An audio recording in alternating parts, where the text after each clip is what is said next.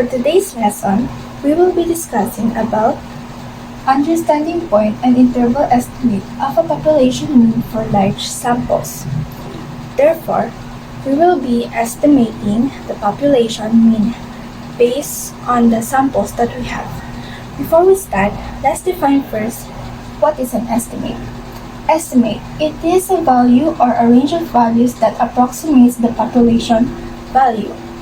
So it can be a single number or it can be a range of values, and this now gives us an approximation of the value of the population or the mean of our population. Now, there are two kinds of estimate. First is what we call as the point estimate, and the second one is what we call as the interval estimate. We will first discuss the point estimate.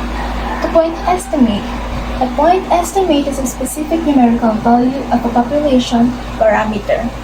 Therefore, point estimate, it is just a specific numerical value. This means it is just a single number, so that's why we call it as the point estimate.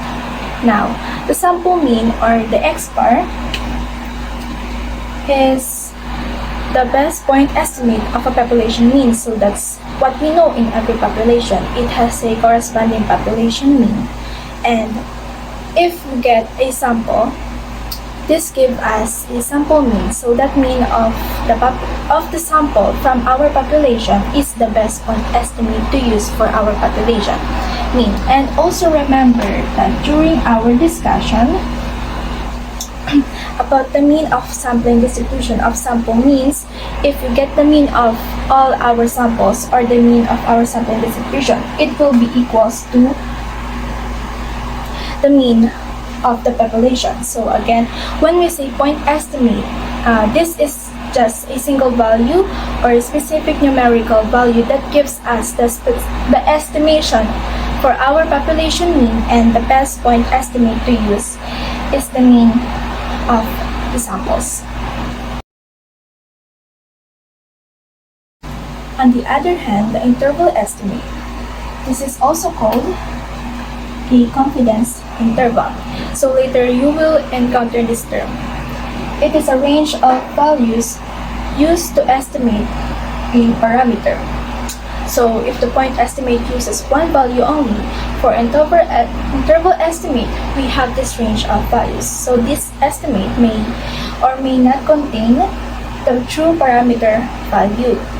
Now, in interval estimate, we're going to identify the range of values, and then we will conclude that our mean lies between this range of values. So, in definition 4.1, we have confidence interval is a range of values that estimates a population parameter. Means that the confidence interval is the statistical range of value that likely contains the true value of population parameter. Is calculated from a sample and is accompanied by a level of confidence, typically expressed as a percentage. For example, a 95% confidence interval means that if we were to take many samples and computation, a confidence interval for each sample, then approximately a 95% of the interval will contain the true population parameter. It helps quantify the uncertainty in our estimate of the population parameter. So in definition 4.2, we have confidence coefficient denoted by 1 minus A is the probability that an interval contains the population parameter. The confidence coefficient denoted by 1 minus A is often misinterpreted as the probability that a specific interval contains the population parameter. However, it's crucial to understand that confidence coefficient refers to the long-term behavior of intervals constructed from samples. In frequent statistics, the population parameter is considered fixed, not random. Therefore, a confidence interval either contains the parameter or it doesn't. There is no probability associated with a specific interval capturing the parameter. Instead, 1 minus A represents the proportion of intervals. Out of many hypothetical intervals constructed from different samples that will contain the true population parameter, so it's more about the reliability of estimation method that Probability of specific interval containing the parameter. Confidence level, denoted by 1 minus A, 100% associated with the confidence interval, states how much confidence we have that an interval contains the true parameter. It is the confidence coefficient expressed as a percentage. The confidence level by denoted 1 minus A associated with the confidence interval express the degree of confidence we have that an interval contains the true parameter of interest. For instance, a 95% level means that if we were to repeat the sampling process numerous times and construct confidence interval each time, about 95% of each intervals would encompass the true population parameter. This level of confidence provides a measure of the reliability of the estimation procedure used to calculate the interval. Therefore, it's essentially the confidence coefficient expressed as a percentage indicating the likelihood that an interval captures the true parameter. So in definition for 4.2, we need to remember that when A is equals to 0.1, the confidence coefficient is 0.90 and we have a 90% confidence level. And when A is equals to 0.05, the confidence coefficient is 0.95 and we have a 95% confidence level. And lastly, when A is 0.01, the confidence coefficient is 0.99 and we have a 99% confidence level. What is the margin of error if the total sample is 300 from a population of 8,000? Siyempre, ang una natin gagawin ay ilalagay ang formula and distribute natin ito. This is the big N is 8,000 dahil ayun ang population. And then this is the yung maliit na N ay naman ang total sample 300 minus 1 8,000. Yan. Tapos next is ang gagawin natin dyan, ito is 8,000 over 300 minus 1. Magiging sagot natin dyan ay 25.66. So magiging ano na siya, total sample na siya. So kababa natin to 8,000, copy natin to, mawawala na yung minus 1 kasi ang ginawa natin is 8,000 divided by 300 minus 1. Kaya yan nangyari dyan. Tapos para makuha naman natin ang square root ay gagawin natin is divide natin yan.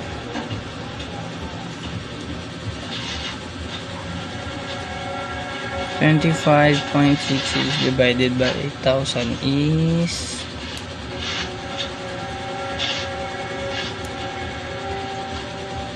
0.0032083. Yan. Para makuha naman natin yung sagot na gusto natin makuha ay ito ay times natin sa 100. Times natin siya sa 100.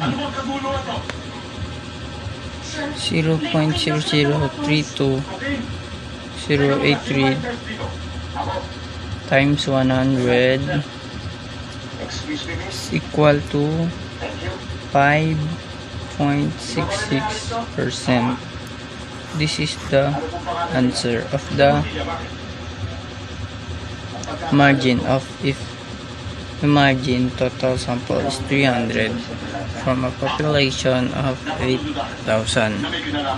That's the answer. Thank you. Before we head on our example number 1, let's discuss first the large sample confidence interval for mean sigma is known. In solving or computing the interval estimate, we assume that sigma is known. Therefore, the computing formula for interval estimate is x bar minus c a divided by 2 multiplied to the sigma and square root of n less than mean and then less than the x bar plus z a divided by 2 multiplied by sigma square root over square root of n. That's it. That's the formula. And for our lower limit will be this one, which is x bar minus z score a divided by 2 multiplied to sigma over square root of n. And for our upper limit, we will just replace the minus to plus. This is it. This one. X bar plus z score a minus 2 multiplied to sigma over the square root of n. For its short formula, we will just write mean equals x bar minus or plus z score a divided by 2 multiplied by standard deviation over the square root of n. This is the short formula. There we go. So let's begin with our example number 1. So example number 1 says that to determine the average weight of a pitch, 100 pitch per week. The mean weight of the sample is 150 grams. Previous studies show a standard deviation of 40 grams. Now find the interval estimate of the population mean using 95% confidence level. So let's proceed with our step 1.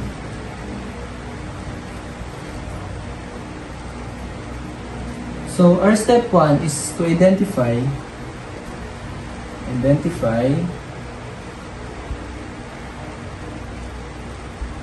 the variables that we need. So first we have sample size of 100. Sample size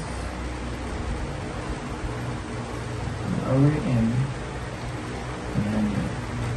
The next, our sample mean, which is 150.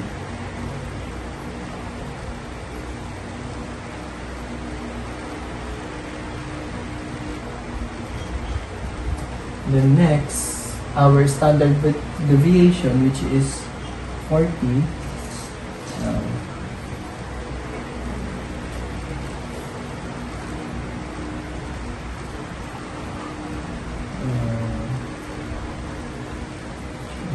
40. Then lastly, our confidence level, which is 95%.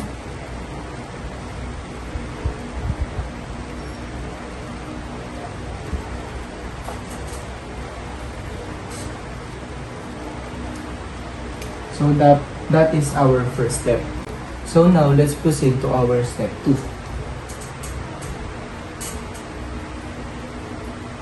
So our step 2 is all about getting our z-score. So now, to get our z-score, we need to divide our confidence level by 100. Just like this. Our confidence level divided by 100.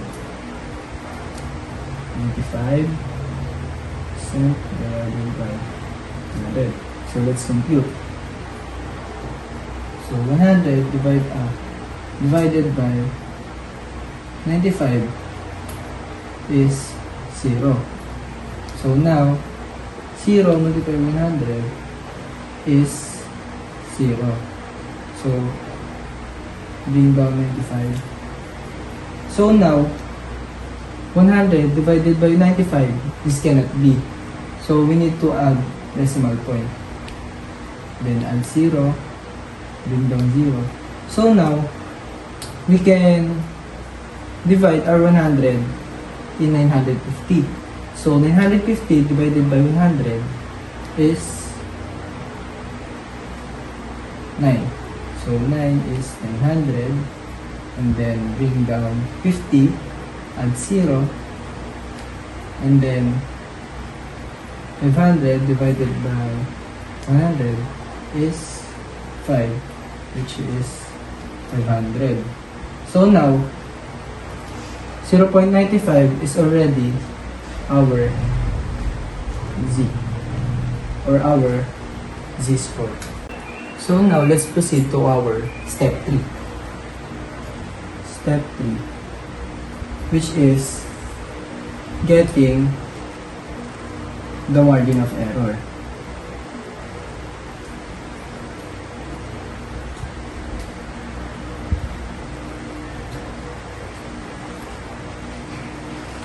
Now, in order to get the margin of error, we need to multiply z-score to our standard deviation all over the square root of our sample size, which is n. So next, let's substitute. Z-score is 0.95,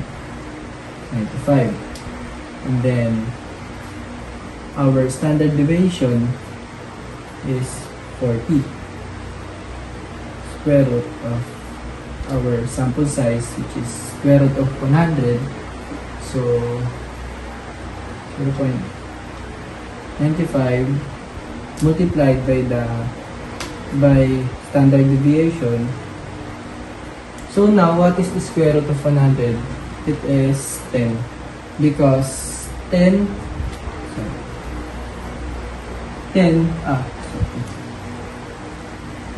multiplied by 10 is 100. So the square root of 100 is 10. Now,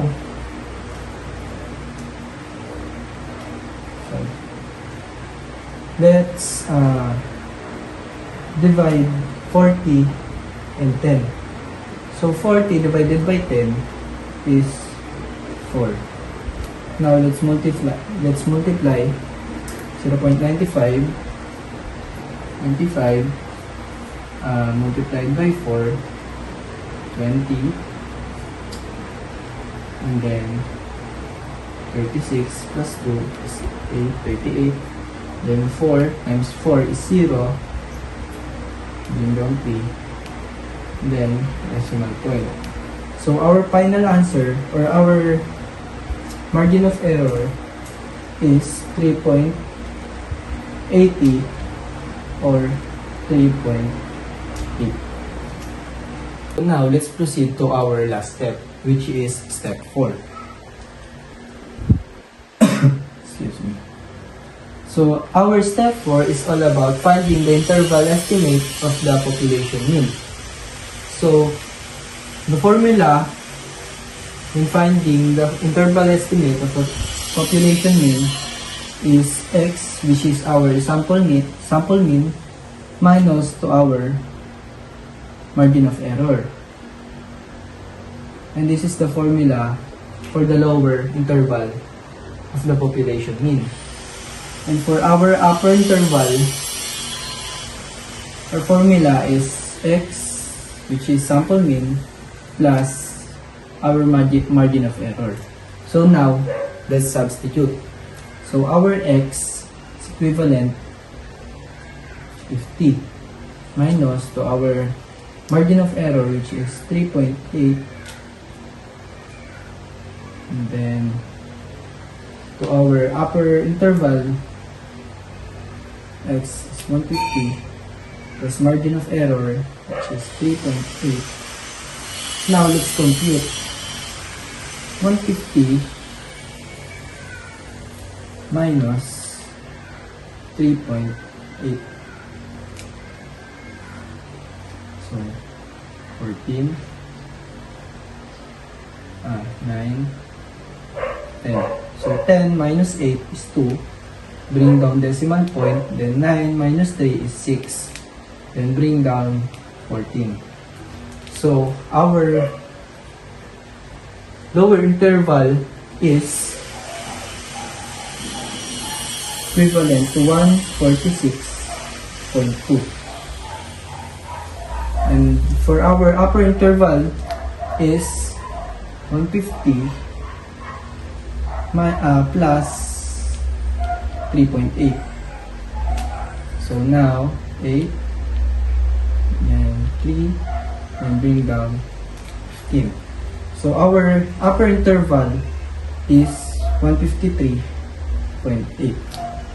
So that is our example number 1. So now let's move on to example number 2. A random sample of 64 observations produced a mean of 82 and standard deviation of 25. Find the following with a 95% interval for M. And for the step 1, we find Z1 half. How can we find Z1 half? So we have a 95% of confidence interval. So it is equivalent to 0.095. And after that, we have to divide it 0.95 into 2. That is equals to 0.475. And after that, for the step 2, we have to locate we find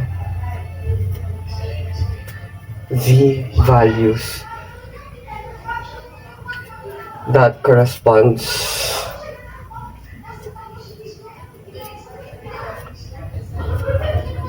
to the area. So since 0.475 does not exist on the Z table,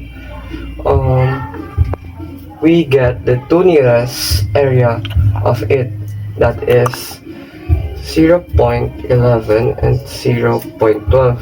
That is equivalent to 0.0438 and 0.12 is equivalent to 0.0478. So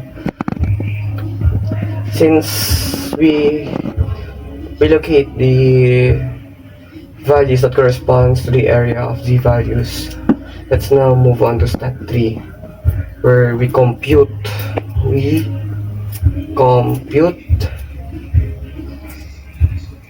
their average Z value. So to do that, 0.11 plus 0.12 and divide it to 2. That is equals to 0.11 plus 0.12 is equals to 0.23 divided by 2. That is equals to 0.115. So after that, the step 4 is we substitute it to the formula.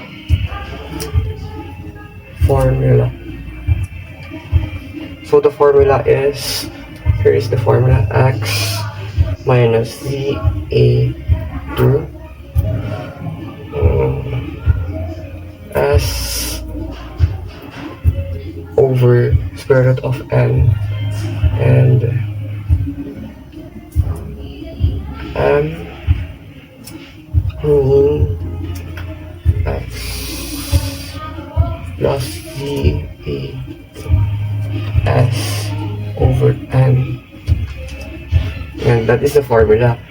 So, thus, the 95% confidence of interval for is 82. There, 82. We have 82 here. 82. And since it is plus or minus 0.115 multiplied by 64 over square root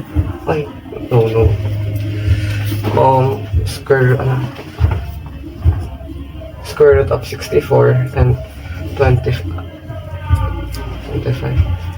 that.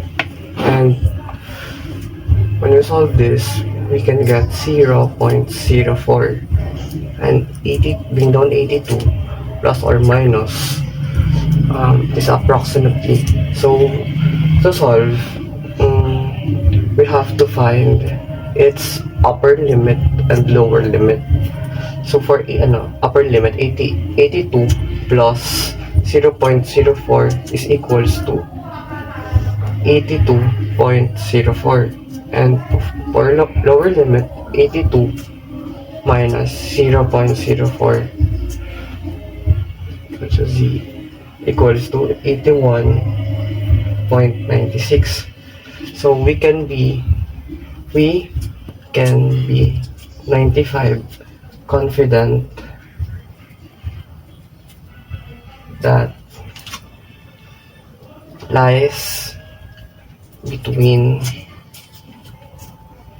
82.04 and 81.96. The width of interval is 0.04, and this is the statement, and this is the final answer here. Before we head on our last example, let us discuss first the critical values. Now, there are 3 confidence levels that we're using, and for each confidence level, there's what we call as the critical values, also known as the confidence coefficients. These are the z-values that is used on describing the characteristics of a target population. When again, A is known, z-values are used, or the population standard deviation. So in the problem, if you already saw that the population standard deviation is given, therefore we will be using the z-values. Now, all you have to remember is just to memorize the 3 confidence level and their corresponding z-values. Now, if the confidence level is at 90%, the z-values that we're going to release is 1.65. At 95% confidence level, the z-values is 1.96. At 99% confidence level, 2.58 is used. This confidence level tells us how sure are we that the population parameter is really within the range that we're going to identify. So 90% confidence level, that means that we are 90% sure that the population mean is within this range, also for 95% and 99%. Now you might be asking, is it better to use the 99% level of confidence, because that means I am 99% sure that the mean is within this, or the population mean is within this range? Now the answer is no. Having 99% level of confidence will not guarantee us, or it's really not better to compare to other level of confidence. Why? Because the higher the level of confidence is, the larger now we will be our range, and if there are a lot of numbers present within our range or values or the estimate interval, then the accuracy will be affected. Because again, there are a lot of numbers. If we will having a smaller or lesser confidence level, we will have smaller set of values as well. Now, which among the 3 is usually used? So usually we're using 95% of confidence, especially if you're really doing a research of, or if you really want to conclude something, then it is advisable to use the 95% confidence level. for example 3, the given is, in an experiment, a random observation of measurements range from 12.2 to 12.7 units. Suppose a 95% confidence interval that estimates to within 0.03 units is desired. What sample size is needed for this example? So, the formula we're going to use for this given is n is equals to ZA divided by 2 squared multiplied by standard deviation and divided by t squared. So, first, we're gonna get this one, ZA divided by 2 squared. On how to get that, percent is equivalent to 1.96. So, n is equals to 1.96 squared. For standard deviation, the formula we needed for this one is r divided by 4. How to get this r is this unit. We'll subtract these both units. 12.7 minus 12.2 equals 0.5. So, 0.5 divided by 4 is equals to 0.125. So we got the 0.125. Wait, let me erase this.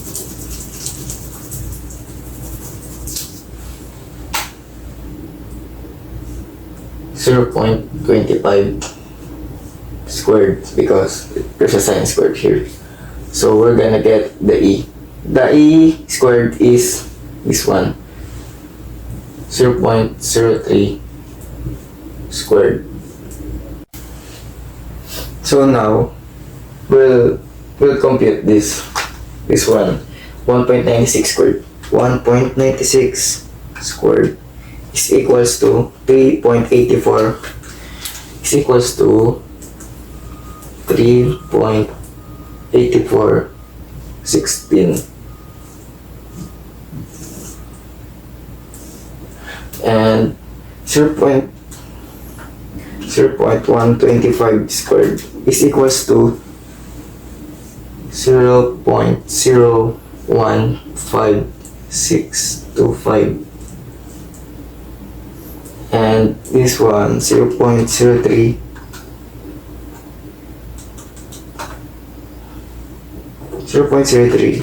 squared is 0.0009. So we'll compute this one. 3.8416 times 0.015625 we'll get 0.060025 divided by 0.009.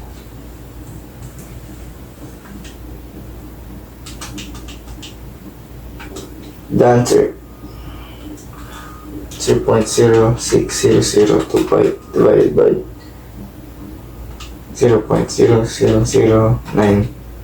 The answer is gonna be 66.69. Rounded off, it's gonna be 67.